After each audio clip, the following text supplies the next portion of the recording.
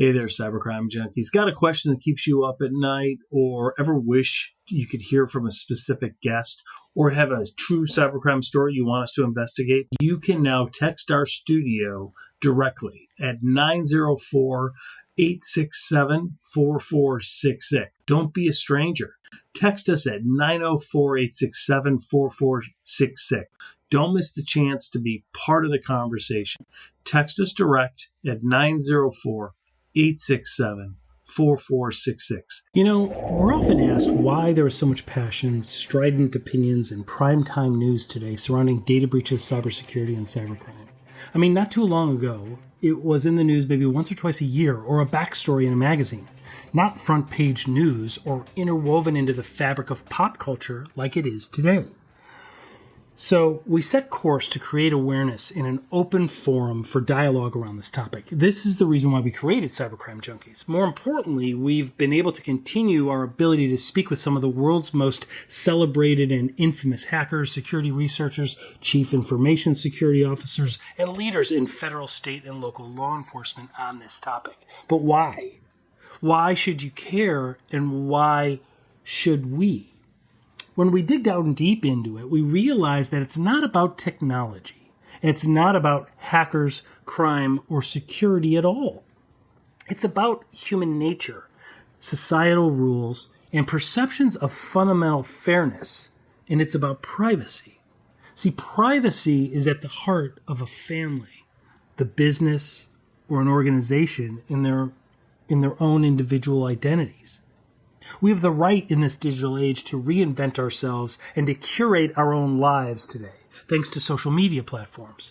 In doing so, all of us put personal, private information we have shared with organizations, systems, and platforms openly online. Some of it was for public spectacle and self-branding, but some of it, none of us ever intended for anyone to see. Cybercrime is the exploitation of people. And it gets to an element of fundamental fairness. It becomes a matter or a pursuit for justice. In order to get things done in our lives and receive medical treatment or legal advice or help with a business idea or help from the government, we all need to fill out forms, whether online or on paper, which then get digitized and put onto a cloud server anyway. And those forms get converted into folders, just like back when we were children. Those folders were kept in file drawers in the back of an office of a doctor, lawyer, school, bank, or government agency. There isn't a single one of us who ever intended for others to see or use that information other than for the purpose that it was generated. None of us ever intended that our private, confidential ideas, pain, psychology, emotional well-being would ever be used in a way that could cause harm to us individually, our families, or the organizations that we work for. At its core, it's about trust. A data breach and adversarial hackers violate that trust. Today, hacking is about power as much as money. So we wanted to explore in today's episode what makes adversarial hackers bad people, right?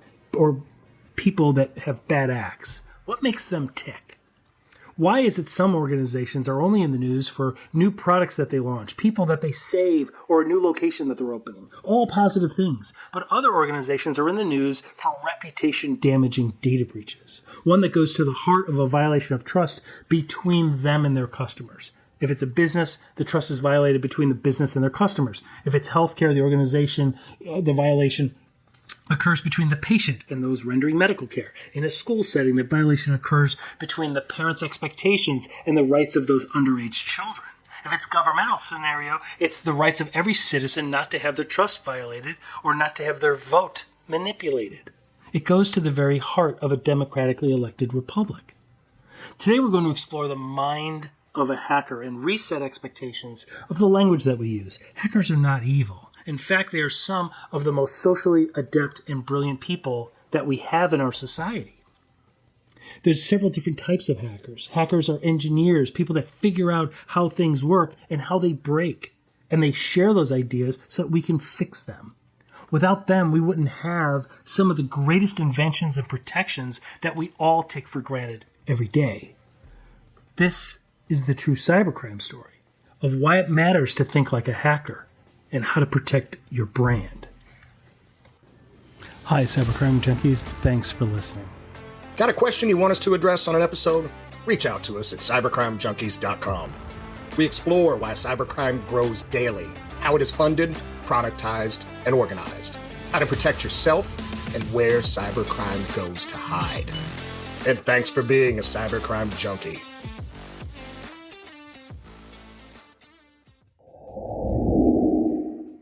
One of the world's most popular and famous hackers, Kevin Mitnick, has asked, should we fear hackers? And his answer is, intention is at the heart of that discussion. Hackers are becoming more sophisticated and conjuring up new ways to hijack your system by exploiting technical vulnerabilities or exploiting human nature. He also notes that hackers are breaking systems for profit today. Before, it was about intellectual curiosity and pursuit of knowledge and thrill. Now, hacking is big business. Heather Brooke notes that hackers often describe what they do as playfully creative problem solving. Cybercrime and cybercriminals affect our personal lives as well as supply chains and the international economy. Bob Barr notes that it's not just software glitches and corrupted memory cards that should be on the minds of elected officials. Hackers pose a very real problem where an election could be tilted toward a favored candidate.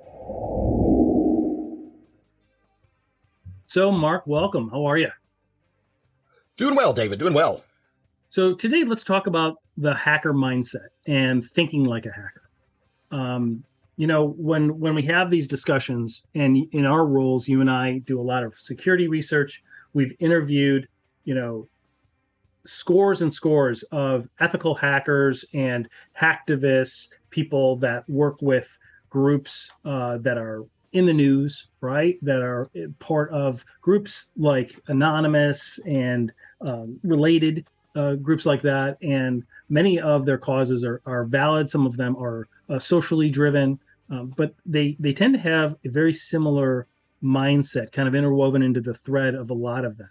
And they tend to be people that like to see how things work, how to break things apart and then reconstruct them, right? Would you agree with that? I mean, the people that we've talked to seem to be very, very clever at reverse engineering and going through the development of things to understand how things work so that they, in their mindset, can find what's broken, right? So that the people that have made these applications, SaaS programs, hardware systems can actually repair them. No, that's a great point, David. And I think that's an underlying tone with all these different groups, these different hackers, these different white hat hackers, all these people that we've spoken with. That same kind of motivation seems to run throughout all of them. And it's, how do things work? How can I take it apart and put it back together? How can I break it and then fix it? And I think that really rang true in one of our recent episodes with Brian Roberts when he literally spoke exactly to that as a young child, taking apart clocks and coffee makers and driving his parents crazy with disassembling household furniture and utility boxes and everything else. So I think that people need to understand that there is a underlying current or tone amongst these type of activists and hacktivists and hackers that motivates them. And that's really what we want to talk about and get to the heart of today. Is that right, David? Yeah, I mean, when we think about it, how can we stay secure for ourselves, our families, and the organization's brands that we serve, right? How can they stay secure unless you know who actually understands the vulnerabilities, right? Like, if we don't know what common tactics are used, what is out there, how will we know exactly what to protect? Otherwise, we'll be using antivirus from 1995 thinking that that's going to stop everything. Exactly. That's right. So, that's a great point. And when we think about hacking is about power, isn't it? At the end of the day, it's about the ability to get in to a location that you're not supposed to be in with the hopes of saying, hey, owner of the facility, owner of the app, owner of the platform, right?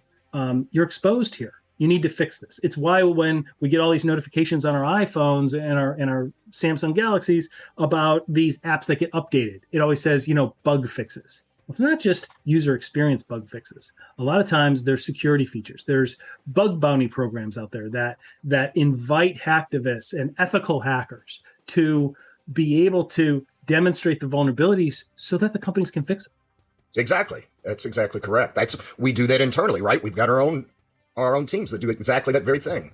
Yeah, that's when we talk about penetration testing, or you hear pin tests, and there's garbage pin tests out there, where they just run scans and they tell you, oh, there's a million different vulnerabilities, but that's not really what's needed. What's needed is ethical hacking, right? Ethical hacking to actually show and demonstrate how somebody with bad intent could actually get in. What would they exploit? You could have 1,000 different, technical vulnerabilities. Hackers are only going to go after certain ones. And so what are those so that people can repair them? Stay with us. We'll be right back. Imagine setting yourself apart from the competition because your organization is always secure, always available, and always ahead of the curve. That's NetGain Technologies, your total one source for cybersecurity, IT support, and technology planning. Picture picking up the phone and having decades of technology and cybersecurity expertise on the other end, like a bat phone, but with a team of specialists ready to make your business faster, easier, and more profitable. Since 1984, NetGain Technologies has designed, built, and implemented customized technology solutions for businesses of all kinds. They offer a clear roadmap and security plan to keep threats at bay, all at a predictable, affordable monthly cost. NetGain Technologies supports organizations across the United States, providing the benefits of a fully staffed in-house IT department and security team at a fraction of the cost. Get peace of mind. Get competitive. Get NetGain. Contact NetGain today at 844-777-6278 or reach out online at netgainit.com. That's netgainit.com and get ahead of your competition today.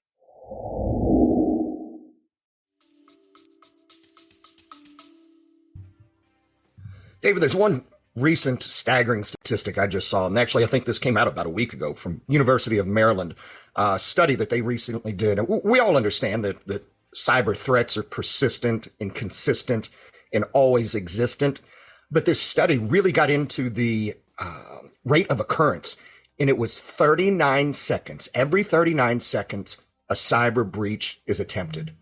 And that, to me, just, what are we doing here in the next 60 seconds? Have we been breached? Would we know if we've been breached? Is somebody that's attending this podcast or listening to this episode, have they been breached? We've been on for more than 39 seconds. So chances are somebody has been attacked and they just don't know it. That's how real this is. Yeah. And the statistics are staggering, aren't they? I mean, the average time to learn whether an organization has been breached, depending on the year or the month that we research this, it's always more than 6 months. It either ranges between 280 days, 300 and some days, but that's the time when hackers get into a company's organization undetected, right? And they are in there for more than 6 months. Think about that. That is like, what is that like, Mark? Give me an analogy for that. That's like somebody having our wallets for more than 6 months. 6 months. And using our credit cards, racking up debt, using our identities, doing that, having access to very private personal information and finances and our credit scores and all of that, and using that for more than 6 months before we know that our wallet is missing, before we can do anything about it, right? So the length of time that goes on, the longer that time is really, really, really dangerous. Yeah, I think that's a great point. We're so weary and worrisome about, people taking our identity or, our bank account being compromised. But what if you were compromised and didn't know for 6 months? If somebody had your debit card for 6 months and had your ID and everything else in your wallet or in your purse and you didn't know it, what damage could they do? Yeah. And one of the other findings that we came across in our research was the lack of self-awareness that we're seeing in organizations, right? That one study that showed that close to 80% of CIOs that were involved in a data breach last year, close to 80% of them said they themselves were not the first people to even learn that they had been breached. Like that just blows my mind, right? They learned about it like we learned about it from the media, from social media, or when they get contacted from law enforcement. And that's just brutal. And I think the one really other interesting statistic that always sticks out to me, and we may have to check this because I think it's been updated here in the last month or so from Ponyman Institute and the new Verizon risk assessment. What is the common bond that ties all of this together? And it's that human factor, right? 83% of all these, and like I said, I think that may even be higher now. 83% of these are all human error, whether it was accidental or intentional, but it's still, that's the common bond that ties these cyber breaches together and affects all of us. Well, and think about that too, because that gets to what are we supposed to do as individuals, as people that care about our loved ones, as employees or owners or leaders in organizations, and they have a brand, right? What happens is people spend money on firewalls, antivirus, systems and tools to protect the infrastructure, and none of that will matter if we as humans let people in, right? When we accidentally fall for social engineering tactics, when we fall for phishing emails, when we go to rogue websites, when we put in jump drives that we shouldn't do, USB drives, there's a whole host of ways that we fall prey to this. But the truth is the vast majority, whether it's 83% mark or 79%, as long as it's more than 5%, it's way, way too high, isn't it? Exactly. Well, and this is I was just going to say too. I mean, it gets to the need to train people on an ongoing basis, right? Making it job embedded, making it ongoing, really keeping awareness, keeping security top of mind for people, and that's fine. But it's kind of like boiling the ocean in a sense, isn't it? I mean, how do we're dealing with thousands of years of human nature, right? Where we learn to trust, we believe what we see, we believe what we read, we believe what we hear. And there's so many tactics that hackers use. And hackers are some of the most highly skilled technically, but also some of the most highly skilled in emotional intelligence and social skills that people just aren't aware of. So I'm sorry, go ahead. What were you just going to say about it? No, I was going to say, we understand with these new studies and with the insight we have, and obviously you and I being members of InfoGuard, that FBI Joint Task Force, we see a lot of information and get to review a lot of data. But it hasn't always been this way. You can't nobody opens newspapers anymore, but you can't get online, you can't speak to anybody, you can't hear something or turn on the TV and not hear about a cyber breach at some point in time. It's going to happen because it happens so much. But things really changed just in the last decade or so. What was there a catalyst for that? Was there a genesis, a turning point that happened? What happened with that? Well, it seems like my view of it is it got organized, right? Like we rarely saw the size, the magnitude, and the cadence, the frequency of data breach after data breach after data breach prior to like 2011. And what the FBI, Department of Homeland Security, national security agencies have been reporting is that between 2011 2013 is when cybercrime as a whole really got organized. And when I say organized, I mean like organized crime, right? Now there are complete departments and different roles in the research. In our other podcasts about the dark web, we talk about the organizations and the intricacies, right? Where we interviewed and took a look at applying to one of these cyber gangs on the dark web. And what we found is there's specific roles, right? The people that are going to launch a massive multi-million-dollar extortion campaign using some code, whether it's ransomware, whether it's remote access Trojan, whether it's double extortion attempts, that they're all going to track. They use sophisticated programs, almost like CRM systems, to track their extortion campaigns. But they will hire the brain trust behind this, the evil mindset, right? That's a couple people. And they will communicate in these forums on the dark web. and they will hire different hackers for different roles, right? I mean, what's your research finding? Or isn't it very like departmentalized? Oh, it is. No, and I think we've shared some of these, photos and research papers that you and I are privy to sometimes. That these are literally organized businesses now. Don't even think of it as criminal gangs, in bad suits driving around in Lincolns, meeting in an alley. No, these are highly organized businesses. And they're run like a business, right? Like they have different departments. You have the insertion team that does either through phishing or social engineering or whatever means it may be, gets them on the inside.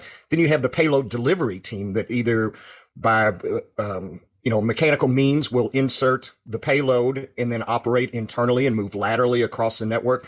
And then you have the ransom team that drops a ransom note and hits and locks the systems and wipes all their backups. And then does either, the double extortion or single extortion exploit, whatever it may be. And then you have the recovery and disbursement team that actually gets the Bitcoin and converts it to rubles or whatever, foreign currency they change that into, and then disperses it amongst those teams so everyone gets paid. So really now, the way I see it is, with being able to do all this as a service, just like everything else in our life, right? You can get anything as a service now. You pay for it monthly. People don't have to be technically inclined any longer. They don't have to have coding knowledge and skill.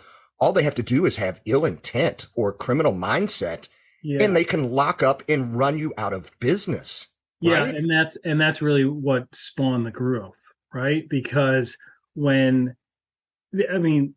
look, as they got organized between 2011 and 2013,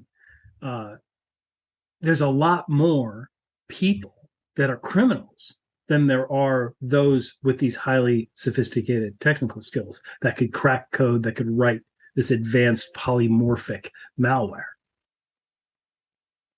And so you also touched on a couple things. You mentioned rubles, right? And that brings up, and you mentioned Bitcoin. So why are they using cryptocurrency? Explain to the listeners why they use things like Bitcoin or Monero or things like that. Right. Yeah, there's XRP and the Litecoin. There's so many of them, but Bitcoin always seems to be the popular one, and up until recently was rather yieldful. Yes, with its margins, not so much anymore. It's an untraceable currency. Cryptocurrency is based off an algorithm that allows it to be dispersed, interchanged, cashed in, and transferred without any type of digital footprint left behind. You have a digital wallet; those can expire. The algorithms for producing those digital wallet keys are quite lengthy and quite intense. The hashes and everything else that they use to encrypt those are very strong. But basically, you could move a ransom payment from, the Midwest, from Indianapolis, Indiana, to Pakistan in a matter of minutes. And as we've seen, that was a literal one from a school there.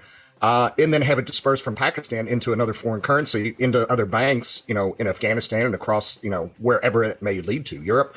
And it's gone. You can't find it. You can't trace it. There is no getting it back. These are other countries and such, and organizations that don't always play friendly with U.S. authorities and people trying to track down bad actors that may even reside in those countries. Who knows? But I think that even the bigger picture is, when we start talking about the monetary amount, there's twofold. There's really two sides to the coin. Okay, I'll say it. One is the financial impact that it costs to the organization to pay the ransomware and to recover their systems, whether they were taken down or their information was taken offline. But then it's also, as we've seen, David, it's what it does to their brand, that people no longer want to do business with an organization that can't protect their data. And it's the financial downfall and windfall that happens after that really drives these companies out of business. It's not the $30,000 ransomware. It's not the $15,000 for a couple new servers. It's the fact nobody wants to go do business with them now. Right. And that's what closes the doors. Yeah, I agree. Because, it gets to the point of we're not paid by our companies. We're paid by our customers' money at the end of the day. And they are our customers for one reason. At the base level, it's because they trusted us to do a service, to sell a product, whatever it is. And a data breach in a criminal hack gets to that very heart of the matter. It gets to destroying that trust between customer and provider. So you touched on something else too. I hear this all the time from our discussions with either investigative journalists or through our discussions with people in law enforcement that run some of the cyber divisions, the cyber counter divisions, is can't they just pass laws to change this? And I guess that gets to the point of when we get online, we're not in a jurisdiction, right? I mean, we have to simplify this. I believe there's always great sophistication and simplicity. When we get online, we're entering the world. We're not entering Kentucky, Indiana, Illinois, California, New York, right? We are entering a worldwide space, and the criminal hacker groups have noted that, right? Ken Thompson has a pretty famous quote. It says, "It's only the inadequacy of the criminal code that saves criminal hackers from very serious prosecution." And that gets to what you were talking about changing the Bitcoin into rubles, right? Some of these hacker groups have either indirect or direct ties. Indirect meaning they're funded by, they're paid by, they're housed by state-sponsored organizations.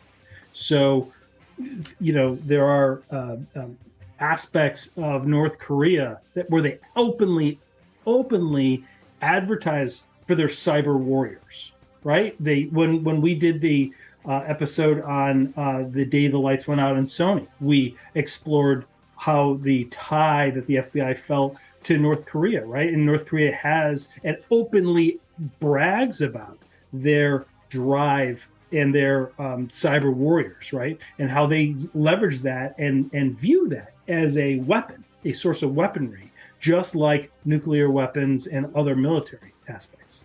And in some countries, right, when we get online, we enter all countries. So long as they're connected to the internet, we are in the same playground. And in some of these areas, it's not illegal. Right? No, and that's, I think, to really conceptually put this into context for people to understand the sheer size of this, it really helps. If you look at just the revenue generation from cybercrime, as far as we know it could be much, much greater than what even the FBI statistics tell us. But it's $3.5 trillion. David, maybe put that in perspective. How does that compare to the tech giants of the world or the international drug trade? Where does that stand against that? Oh, great point. So not only have we seen like spikes in certain common popular forms of cybercrime like ransomware. Ransomware is up this year 554%, right? And the big gap that we see is most organizations think, a ransomware attack is going to cost me maybe 25 grand, right? And the reality is about tenfold that it's around the average right now to a small business is $414,000 that it costs you. And less than half of the time when they actually even pay the ransom, less than half the time they're even getting their data back. Shocking, right? Like there's no honor among thieves.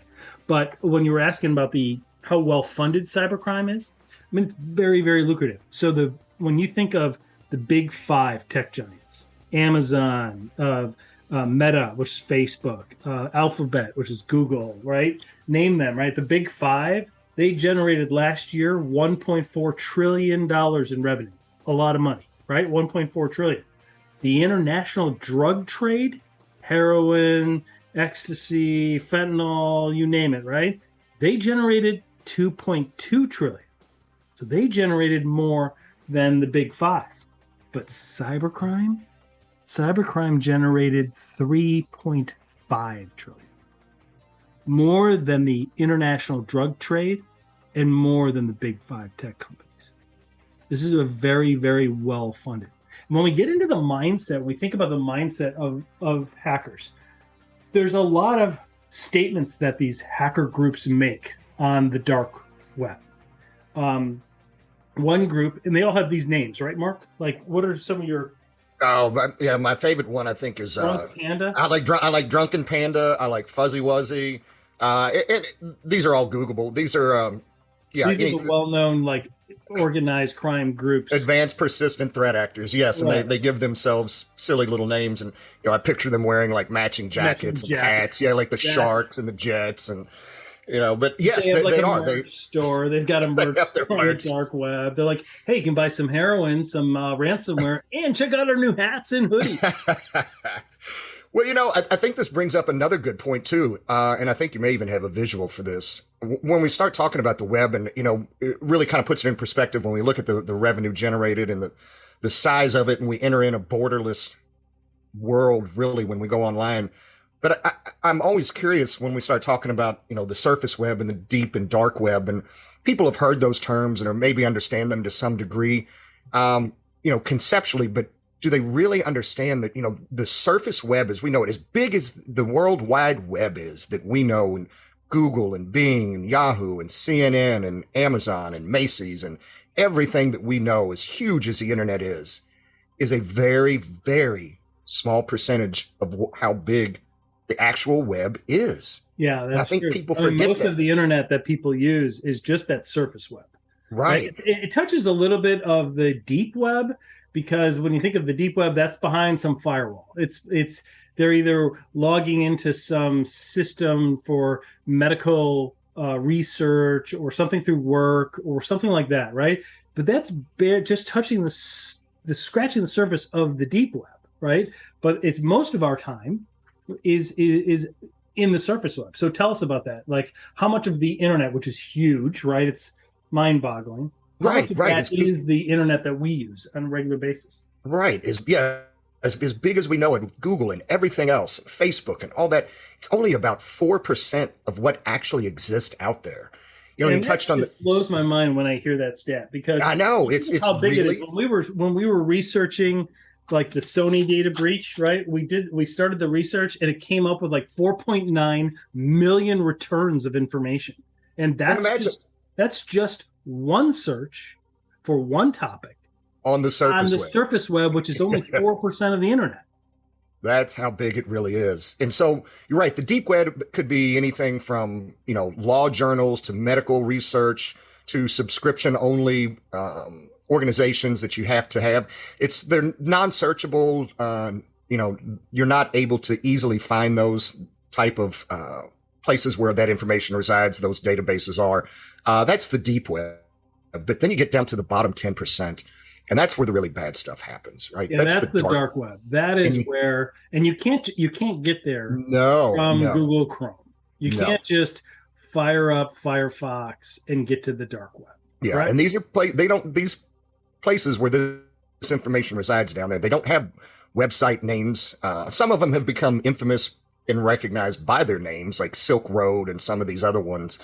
But you're right. Wait, let's talk about Silk Road for 2 seconds. So Silk Road was one of the very first and at least the most popular marketplace for buying drugs illegally. And you could literally order like a kilo of cocaine and have it delivered, right? Yep. Like it was like the first.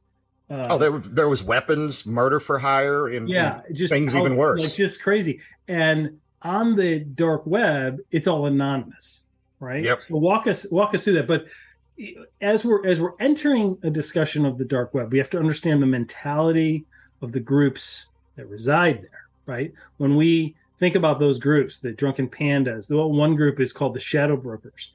In these dark web forums, after a huge data breach, they issue proclamations. They take credit for it, right? They share with other hackers how they did it. And they'll have a certain sense of bravado, right? Oh, absolutely. After the shadow brokers, I think, took down the entire telecom system of Spain, they issued a proclamation. They said, in the dark web, on one of these forums, they said, "We have no country or border. When online you enter our world, we are in control." Yep. That's pretty powerful stuff. And the scary thing is they're 100% accurate with that statement too. Absolutely. That's the scary part. So you have to, you can't get there with Chrome or Firefox or anything else. You do have to download a different browser, a Tor browser, an Onion browser. But the bad thing is it's free and it's online and you can do it very easily. I encourage nobody to go to the dark web. I encourage nobody to download. Yeah, we did this when we talked about the dark web in our other episode. We made sure that we had that disclaimer. Right, we had a disclaimer. When you get there, there are things you will see that you do not unsee. There is pedophiles are on there. There's human trafficking. There's murder for hire. Yeah, these are terrorist organizations. It's not a friggin' joke. Right. No, and law enforcement is also there. It's not oblivious to them. They're there too. Yeah, yeah. They're not going The to problem is it's all anonymous, right? right. Because Yep. to get there, that Tor browser stands TOR. It stands for the onion router. Yep. What that is when we get online, right? We are in our house or in our office. We fire up our laptop. We're either connected by an Ethernet cord, or we go on our Wi-Fi and we enter the internet, and we have an IP address, and it's coming right from us, right? And it's coming right from our location, right? Like that's why on websites on the surface web you can see, oh, I had 55 people from South Carolina hit our website today, right? Because it's tracked. Not on the Tor browser. It's the Right. onion router. In between the time when you connect to the Wi-Fi and the time when you reach the internet, it routes you all over the world to servers all over the world in like an onion. Correct. And then you wind up going online from Jamaica, from Italy, from Russia, from all over the place, right? And they can't track the person that is typing online to any physical person in reality. Is that how it works? Yep. No, that's exactly correct. Yeah, it'll send you in one port on the front end of a server, and it spits you out a different one on the back, and shoot you right to another server in a different country, and do the exact same thing, a couple dozen times before you get to the dark web. And it happens in a matter of instance. It's seconds. But it does. It renders that landing is untraceable. Yeah. You'll never find it. No, and I encourage everyone to check out our other episodes regarding the deep and dark web. There is some interesting information around that. But yeah, let's maybe talk about, as we get back to the mindset of a hacker. We understand, I think, now their motivation. We understand the size and the scope of what they're doing, and the frequency thereof. But how are they doing it? What are they doing, David? How are they getting into us? We saw that the common factor, the thread that kind of tied it together, was the human factor. But what are they doing to make all that happen? Well, great point. So when we've interviewed hackers, ethical hackers, gray hat hackers, white hat hackers, there's several different, there's a lot of different ways that they go in. There's hundreds of ways and tactics and skill sets and methods. But as we talked about in our prior episode, there's different roles, right? Some people are really good at certain things. Some people are really good at cracking code, writing malicious polymorphic code. What that means is code that changes, right? It bounces up against something and then it'll morph and change until it can get through, right? And there's hackers that do that, right? That actually have the technical skill set. And then there's other ones that handle the extortion, handle the exchange of the Bitcoin and things like that you talked about in our other episode.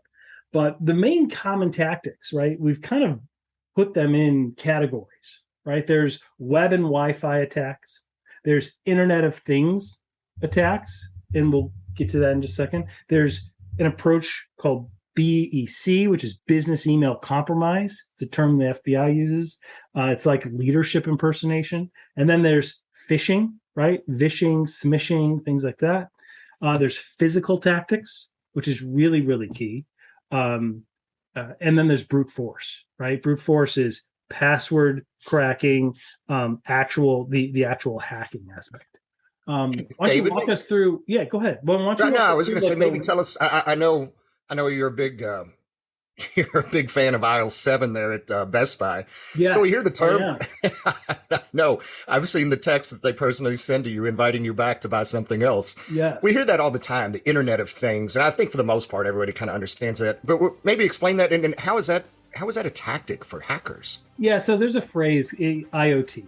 And if you haven't heard of the phrase Internet of Things, you definitely know the products, right? These are smart devices. They call them smart devices. They're not very smart, but they are technologically advanced with an app, and they tie to the internet, and they are common household items, right?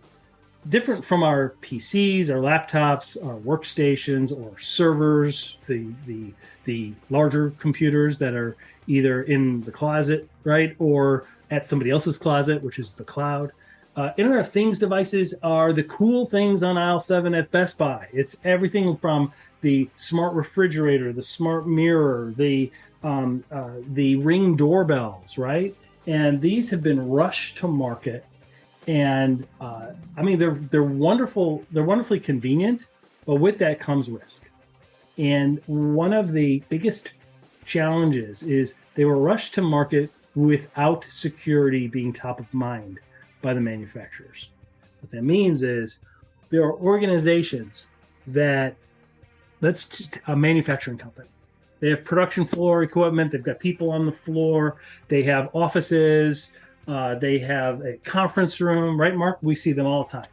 So the PCs, the personal computers, the workstations, the MacBooks, the things that they're using on the in the cubicles, those are locked down, right? They either have endpoint detection, they have antivirus, they have good, if they're doing things right, they have good passwords to lock down the use of them. They're using VPNs. Like it's controlled by the organization's network. Now, in the kitchenette area, right? In the kitchenette area, for the convenience of everybody, they will throw in maybe a smart doorbell or to gain access to a room. There's cameras, closed circuit TV, cameras. There's the smart refrigerator where you can have an app and you can see what's in the refrigerator. There's all those things for convenience.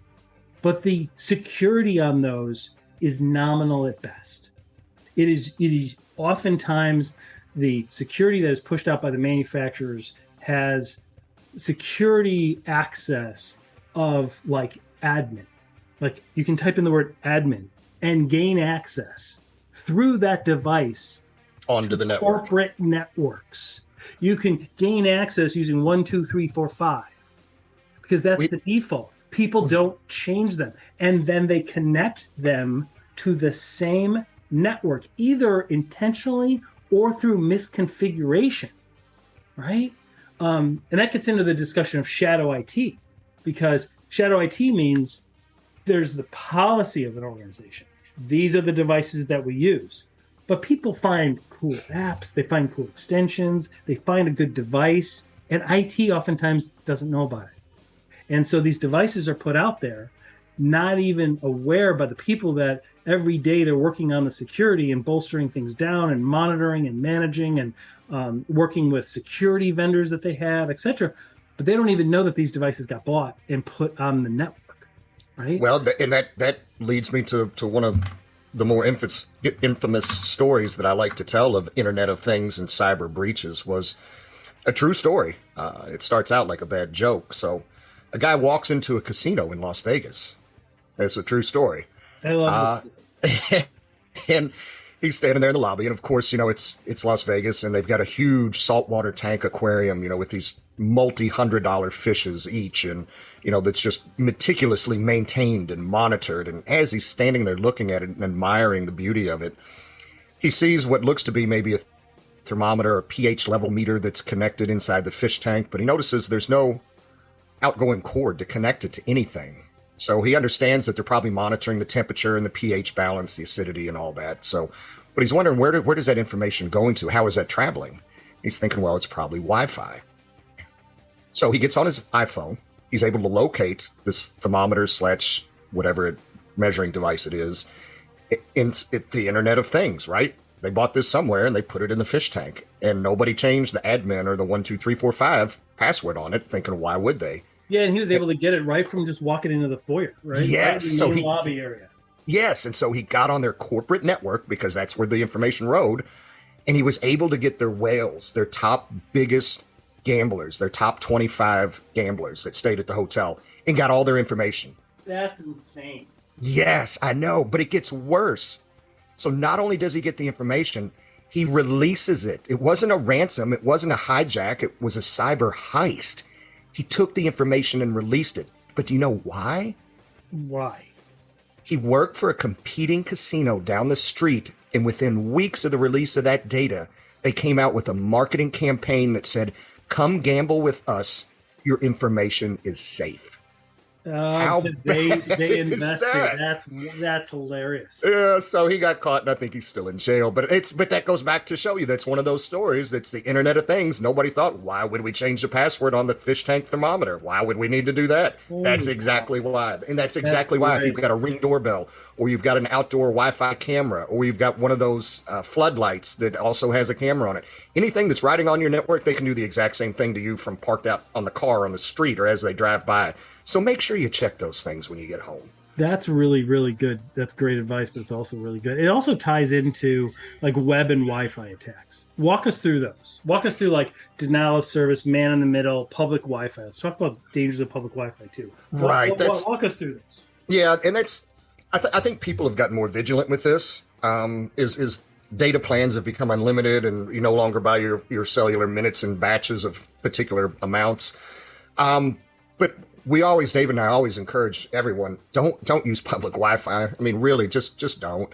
So what happens, and we still see this a lot. We get a lot of client calls and a lot of people reaching out to us during the holidays is where we see a lot of this. And that's the public Wi-Fi or the man in the middle attack. And what this is, so imagine you're out Christmas shopping and you stop in Starbucks and you need to check and make sure you've got enough money to afford the coffee. So you grab your phone, you get the Starbucks public free Wi-Fi, right? It's got the page, you have to accept the terms and condition, and then it opens up your browser, and you can go right to Chase Bank, PNC, wherever you do your bank, and you're checking your money, and then, while you're standing in line waiting, you're going to check, Amazon, has that package been delivered? So you jump on there, maybe check your PayPal, see if that one payment's gone through for the other order that you put in, and you get your coffee and you walk out, and before you can get to your car, all your banking, your Amazon, your PayPal credentials, everything has already been sold on the dark web that we just talked about. Yeah, it happens really fast. Yes, they do it that quickly because there's certain dollar amounts they can get for those credentials immediately on the dark web in those open air markets and bazaars like we talked about. But what they did is that unassuming man over in the corner on the laptop sipping his coffee was what they call a man in the middle. So he set up a landing page, looks identical, absolutely identical to the Starbucks. You wouldn't know the difference. But what he did, he didn't get on your phone. He didn't hijack anything from you. He simply just watched the keystrokes that you made when you went to each website. Yeah, there was a story of a investigative journalist who flew on a plane, and when he got off the plane, a guy came up to him and said, "Oh, I like your article." He talked about specifics in the article, and he said, "How did you know that?" He said, "Well, here," and he pulled up his tablet. And he said, I've been able to see the keystrokes and the research from everybody on this plane. Everybody. He was able to record all of it because through public Wi-Fi and being on planes, that Wi-Fi is public, right? They were able to use, they're called like pineapples or sniffers, or they're devices you can buy either on the surface web or the dark web, and they have innocent reasons, like they're used for legitimate reasons, but they can also be used for nefarious purposes. And when they're able to do that, they're able to capture everything. They're able to see everybody that is able to have their devices online as soon as they fire their devices up. Everything that they search, everything that they type in, if they're going in and using a banking app or something like that, they're able to see everything that's logged in, right? It's really, really scary. And it also gets to one of the questions of what can people do about that? Well, first thing is disable Wi-Fi in your phone, in your tablets, in your devices, disable Bluetooth on there, right? Where oftentimes people have the default settings of automatically join networks, right? And so you're not even using your phone, but when you walk by public Wi-Fi, you're walking through a mall, you're walking down the street near stops, and your phone is automatically connecting to those open Wi-Fis. And people that are monitoring that traffic are capturing the information on your phone, and that could lead to a whole bunch of things.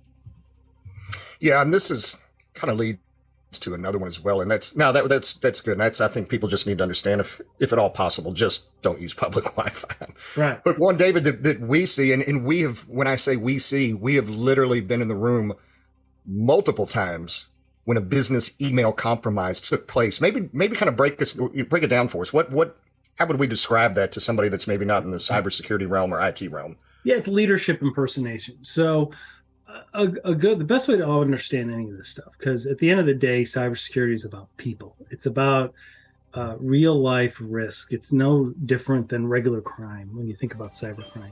It's just the technology that's leveraged. When you think about leadership impersonation, think about somebody at your organization is going to go speak at an event, right? What do you do before that? You put on social media because you're proud of your leadership, right? They're going to be they're talking at a TED Talk, right? This is great. Tell the world that our leader is talking at a TED Talk. People are tagging each other. They're talking about it, everything else. Well, when criminal hackers want to compromise an organization, they don't just randomly pick you out of the yellow pages or the online yellow pages, right? They research. They look at social media posts. They look at personal information. They look at Zoom info information. Like they subscribe to things. They find a lot of information on it. And when they do that, they'll know that, that Janet Brown is presenting on Thursday between 11 and 12:15 at this location, right?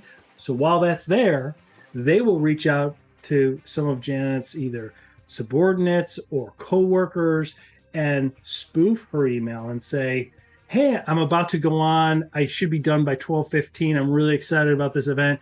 Totally forgot to get this thing done. Could you please do this? I'll circle back with you tomorrow. Right? It seems legit. It seems honestly safe that it is in the words that Janet would use. It's with knowledge of what she would do and what she's actually doing right now. So and then what happens is they'll say that and they'll say, I forgot to get this vendor paid. Here's the invoice. Get this done, man. I thanks for doing me the solid. I'll get it done. I'll circle back with you tomorrow, or circle back with you right after the event. And then what happens? The money gets transferred. The invoice looks real. Everything looks real. The only thing different is it's not going to the actual place that it's supposed to go. It's going to be sent, right? So you and I were with a CIO of a pretty large healthcare organization, and we were sitting in the conference room, and the door was open, and one of the assistants walked by and said, "Oh, hey, I took care of that wire transfer to I got whatever." that transfer out for right? you. Yeah, do you remember that? Like, Yep. Yeah, okay, thanks. And we saw her look at us and The look. and then she kind of like cricked her neck, and she was like, "Hang on a minute," and she got up and she was gone for a while. Remember? And Yep. she came back and she goes, yeah, we were just compromised. She's like, that was not like, I never sent that request to my coworker to have $146,000 wire transferred. No. Right? And remember, we were sitting in the conference room with the leadership team for a large automobile parts manufacturer right there in the Midwest, with the entire executive leadership team, and everybody got an alert on their phone, like right at the same time. It was almost comical that everybody kind of pulled their phone out and read the same message. But it was from the CEO asking for a very similar type request, and he's sitting in the room with us. Right. Exactly. And he hit whoever did it hit their entire leadership team minus him.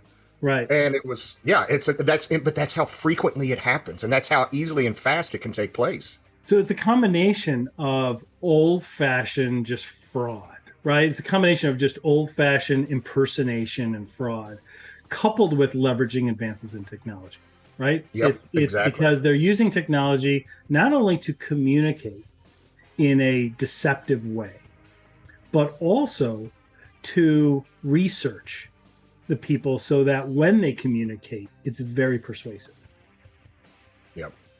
So, David, I think these have all been really good points. I hope everybody got a little something out of this, if not a lot out of this.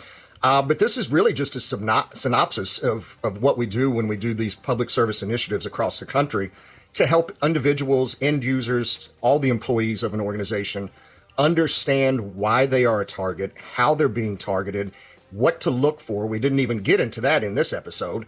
We'll have to make that a part 2. But there's a lot still to learn about how you're being targeted, why you're being targeted, and most importantly, what you need to do to avoid becoming a victim. absolutely. All right, so until next time, actually, in our next episode, we're going to go over some more common tactics like phishing, vishing, some of the physical tactics, and then we're going to get into some best practices as well. So, all right, thanks everybody for listening, and we will see you in the next episode, which starts right now. Hi, Cybercrime Junkies. Thanks for listening.